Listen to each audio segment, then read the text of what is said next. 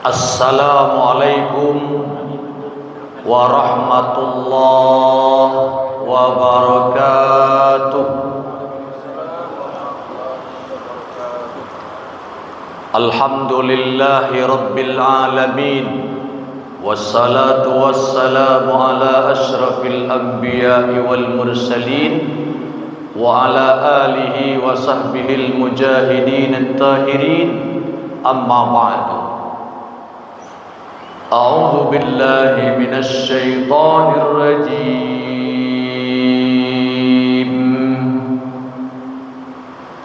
Laqad ja'akum rasulun min anfusikum azizun 'alaihi ma 'anittum harisun 'alaikum bil mu'minina raufur rahim.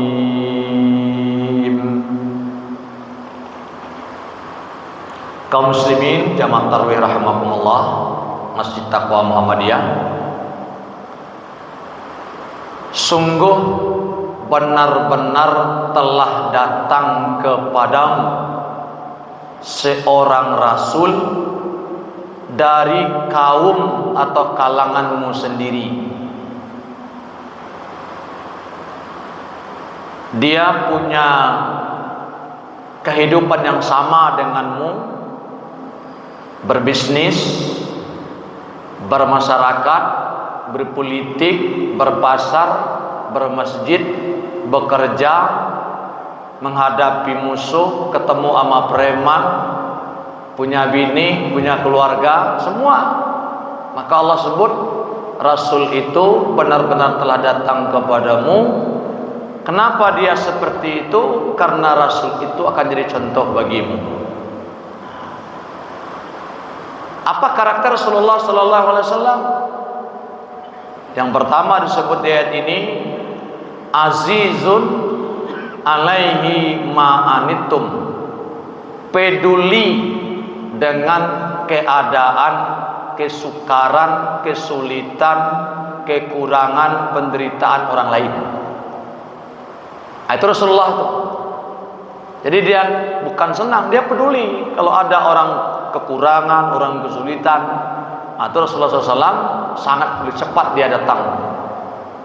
Jadi kalau misalnya ada banjir, cepat orang-orang datang peduli, ya biar aja Pak. Mudah-mudahan semangatnya sama dengan semangat Rasulullah. Pokoknya pejabat cepat datang, polisi cepat datang, nggak apa-apa. Mudah-mudahan itu semangatnya semangat Rasulullah SAW, peduli kepada orang yang sedang mengalami musibah. Alhamdulillah. Kemudian yang kedua, ciri khas Rasulullah SAW itu ialah yang harus diikut oleh umatnya, harisun alaikum, senang dan menyenangi keberhasilan atas capaian orang lain. Sebagian kita kan ada kalau orang berhasil kita tidak senang, tapi Rasul itu ngajarkan tidak begitu. Kalau ada kader, ada teman usaha, ada yang lain-lain, itu dia senang, mensupport, memotivasi, mendukung, mendorong untuk keberhasilan di tengah-tengah kehidupan. Yang ketiga, Rasulullah SAW itu mengajarkan kepada kita agar mudah masuk surga, seimbangkan antara ibadah mahdoh dengan kewajiban-kewajiban yang dapat juga disebut sebagai ibadah dalam muamalah. Karena bila tidak seimbang antara ibadah mahdoh dengan ibadah ammah atau muamalah, itu akan bisa menyebabkan orang terhalang untuk masuk surga. Disebut dua alasan. Pertama, dalam sebuah hadis diungkapkan itu dua hal yang memudahkan orang untuk hisabnya mudah di akhirat kelak, sebut Nabi. Dan dua-duanya itu amalannya amalan yang sifatnya muamalah, hablum minan nas. Disebut pertama oleh Rasulullah. Yang pertama ialah wa ta'fu amman zalamaka.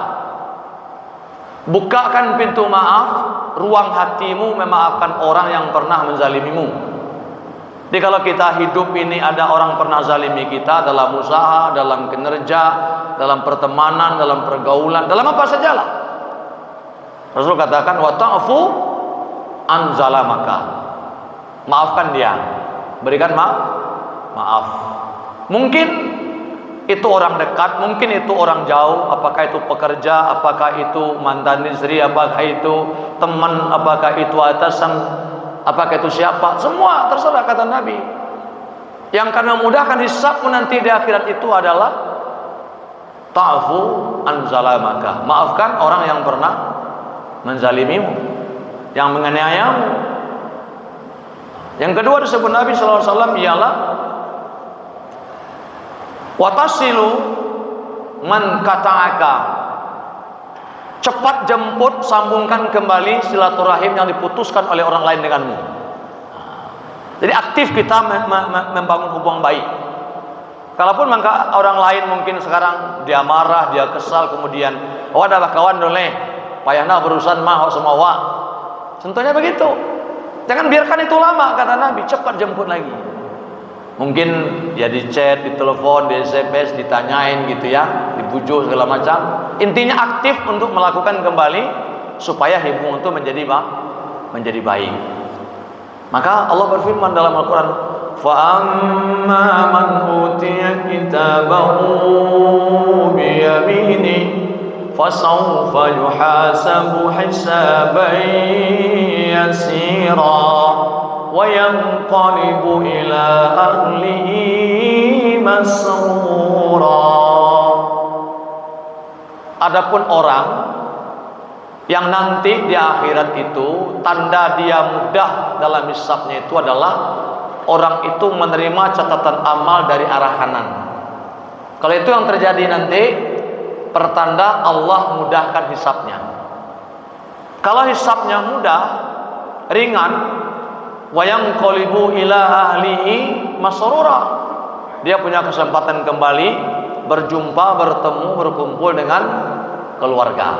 Kini wak juana kau bah, juana, jubini, jurusana, lain-lain ya kau, jo keluarga lah pokoknya.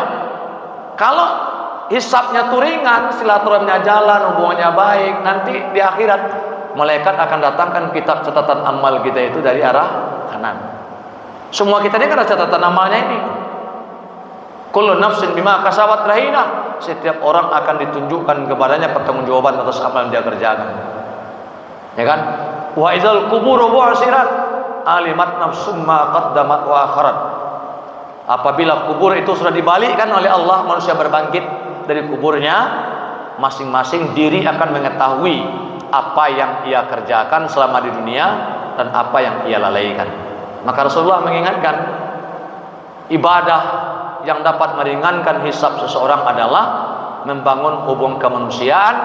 Yang pertama ta'fu an zalamaka, yang kedua adalah watasilu an kata'aka. Orang yang memutuskan silaturahim denganmu cepat disambungkan kembali. Nah, kemudian dalam surah Al-Mudassir juga disebutkan dua hal perbandingan antara ibadah mahdhah dengan ibadah ammah, ibadah muamalah. Kelalaian orang pada dua keadaan itu dapat menyebabkan dia masuk ke dalam neraka sakar. Ma salakakum fi sakar. Dia terjadi dialog. Nanti di akhirat itu orang surga dengan orang neraka terjadi dialog. Tanya orang surga kepada orang neraka itu, kenapa kamu, apa sebab kamu masuk neraka sakar? Disebutnya begitu. Apa yang menyebabkan kamu masuk neraka sakar? Ditanya mereka. Lalu orang-orang dalam neraka itu jawab itu, qalu lam naku minal musallin. Mereka menjawab, kami termasuk orang-orang yang tidak memperhatikan, yang tidak memperindah, yang tidak mengerjakan sholat itu sebagaimana harusnya. Kira-kira Bapak Ibu sekarang pertanyaannya, masih ada tidak orang Islam yang tidak sholat sama sekali? Puasa adonyo, sholat tidak, lihat tuh, aduh ya nah. Masalah itu Pak, ini lalai dalam sholat ibadah kepada Allah, lalai dia, masuk neraka sakar. Kedua disebut lagi, masalakakum fi sakar. Kenapa? Tahukah kamu apa yang menyebabkan kamu masuk neraka sakar? Dijawab oleh mereka, qalu lam naku nut'imul miskin. Kami termasuk orang yang tidak peduli kepada orang-orang miskin. Kami nak peka kepada orang miskin. Atau kata Nabi, peduli azizun ma alaihi anittum. Salah satu yang dicintai oleh Rasulullah SAW itu adalah peduli terhadap fakir miskin. Jadi kalau ada orang minta itu kan dua macam. Ada minta karena susah, betul-betul susah dia minta. Ada yang suka minta-minta juga, dia tidak susah-susah betul tapi minta juga. Tapi Quran menyebut dua-duanya sama, itu sama miskin. Sa'il wal mahrum. Sa'il wal mahrum. Orang sa'il itu orang minta, mahrum dia miskin tapi tidak mau minta. Nah, dua macam kategori orang miskin itu. Ada yang suka minta, ada yang tidak suka minta. Tapi dua-duanya peduli kita kepadanya, itu akan memudahkan hisab di sisi Allah Subhanahu wa taala. Dalam sebuah hadis kursi, Rasul menyampaikan dari Allah Subhanahu wa taala bahwa Allah Subhanahu wa taala sangat mencintai tiga golongan. Yang tiga golongan itu akan mudah dia untuk masuk surga. Dimudahkan Allah Subhanahu wa taala. Siapa dia? Yang pertama disebut adalah ahabbul ghani as-sahih. Aku mencintai orang kaya yang dermawan, pemurah, paragia, penolong, peduli, peka, capek tanggap. Yang kayu capek tanggap, syukur Allah. Tapi disebut Allah Subhanahu wa taala, wahabbi lil faqiris sahih asyad. Tapi aku lebih cinta lagi kepada orang miskin tapi dia dermawan. Ini tidak banyak abitinya dong, tapi dermawan. Pikirannya, tenaganya, solusinya dan seterusnya. Kemudian berikutnya disebut Nabi sallallahu alaihi wasallam bahwa Allah mencintai ahabbu lil fakiri mutawadhi'. Allah itu mencintai orang miskin, orang lemah, orang fakir yang rendah hati. Nyo serba kekurangan tapi rendah hati. Allah cinta itu, suka Allah Subhanahu wa taala. Tapi disebut wahabbi lil ghani al mutawadhi'. Tapi aku lebih cinta lagi kalau ada orang kaya yang rendah hati. Tampilannya biasa, dia senang aja. Itu nampak pada zaman Nabi itu Abdurrahman bin Auf, Utsman bin Affan dan sahabat-sahabat lain. Ndak tampak bagai orang wa indah babesoh do, gayanya tampilnya orang banyak samo. Ndak tunjukkan kalau dia punya kekayaan. Padahal Utsman itu sama Abdurrahman bin Auf itu kalau lagi infak dia unta itu, hitungnya minimal puluhan ekor dia. Kalau kan sampai ratusan, puluhan. Luar biasa kaya. Nah, maka Allah cinta kepada orang yang rendah hati, orang miskin rendah hati, tapi Allah lebih cinta lagi kepada orang kaya yang rendah hati. Yang ketiga disebutkan ahabbu, aku mencintai as-saikhun at-ta'i'. Aku mencintai seorang syekh itu orang tua yang sudah lanjut usia, lah pensiun, lah umur 60-an, 70-an. Ini Allah suka dengan itu. Jadi kalau orang tua-tua ke masjid, rajin ibadah, rajin zikir, rajin infak segala macam gitu Pak. Kan orang yang tua tua kamu saji selai. Allah suka itu, cinta Allah tuh, senang Allah tuh. Tapi kata Allah Subhanahu wa taala di sini, wahabbi lisab at-ta'i'. Aku lebih cinta lagi kalau ada anak muda yang senang beribadah taat kepada Allah Subhanahu wa taala. Kenapa anak muda lebih disenangi? Karena rayuan anak muda itu lebih banyak daripada orang tua. Pikiran orang tua lebih matang daripada orang muda. Maka kalau ada orang tua bisa join sama orang anak mudanya ikut, orang tuanya juga ikut, atau Allah lebih cinta lagi. Nah, jadi makanya kayak Pak Haji itu, awak kau juana harus dibimbing kan itu supaya dapat manfaat.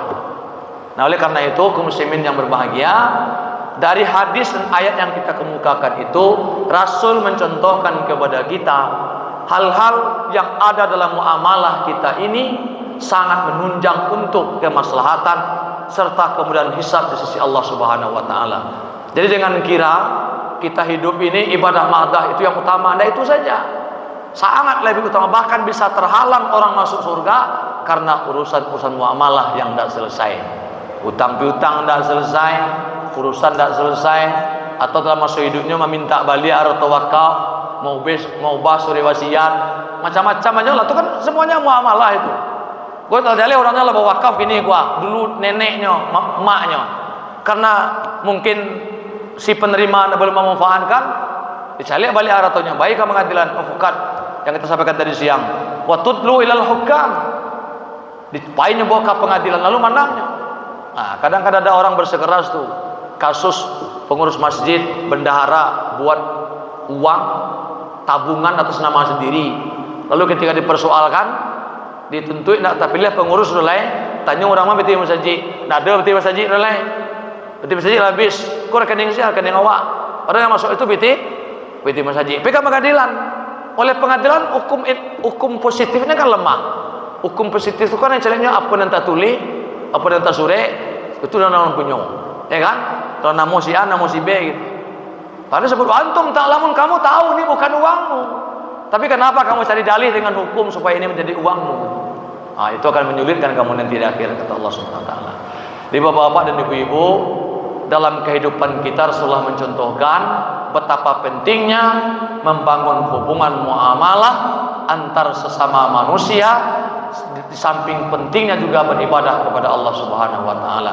Salat yang panjang, zikir yang panjang, baca Quran itu penting. Tapi satu hadis kita temukan, para ustaz juga menyampaikan, bahkan tidak boleh menjadikan ibadah mahdah menghalangi ibadah muamalah. Contoh, orang keberusan Jawa pakai kepala, minta tanda tangan, minta itu segala macam, itu boleh alasan. Tidak bisa dari hariko sembahyang duha sudah lain.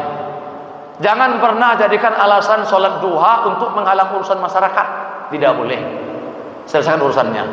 Kadang-kadang ada juga perguruan tinggi, orang minta urusan dengan dia. Tunggu ya Pak sembahyang duha cik luar, beko tangan nih. Kurang kata kaja kok gini. Nah, oleh karena itu kaum muslimin, begitu Islam sangat jelimet mengatur sisi kehidupan kita. Oleh karena itulah Rasulullah SAW dikenal di mana-mana Rasulullah itu hebat. Di pasar hebat, di rumah hebat, di kantor hebat, di politik hebat, di medan perang juga hebat, berhadapan dengan musuh juga hebat Rasulullah itu. Kalau orang kita kan ada juga hebat, tapi hebatnya baku tiko.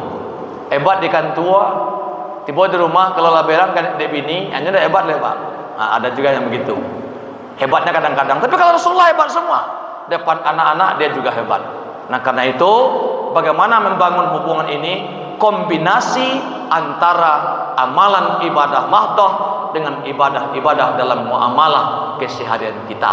Dengan itu semua akan mudah usapnya di sisi Allah Subhanahu wa taala dan akan mudah untuk masuk surga. Momentum Ramadan ini kedua-duanya Allah sediakan untuk kita.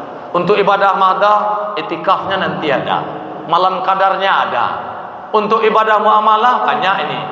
Sudah disampaikan oleh Ketua Datuk tadi siang. Paket di masjid kita ini yang muamalah saja ini sehari tinggal pilih mulai dari 0 sampai 3 juta. Tinggal pilih yang mana mau kita ambil, mau berbukanya, mau paket ininya, mau yang itunya, mau infaknya segala macam, silakan. Nah, karena itu sama ibadah itu pentingnya. Jadi Allah Maha Pengampun, Allah Maha Penyayang. Maka Rasulullah menutup dengan yang ketiga di belakangnya itu, apa kata Rasulullah SAW itu adalah bil mu'minina raufur rahim, berkasih sayang sesama mukmin, asyidda'u 'alal kufar, tegas terhadap segala bentuk kekafiran dan orang-orang kafir. Mari kita kuatkan ibadah-ibadah mahdoh dan kita kuatkan ibadah-ibadah dalam bidang muamalah. Amin. ya rabbal alamin. Wabillahi taufiq wal hidayah. Wassalamualaikum warahmatullahi wabarakatuh.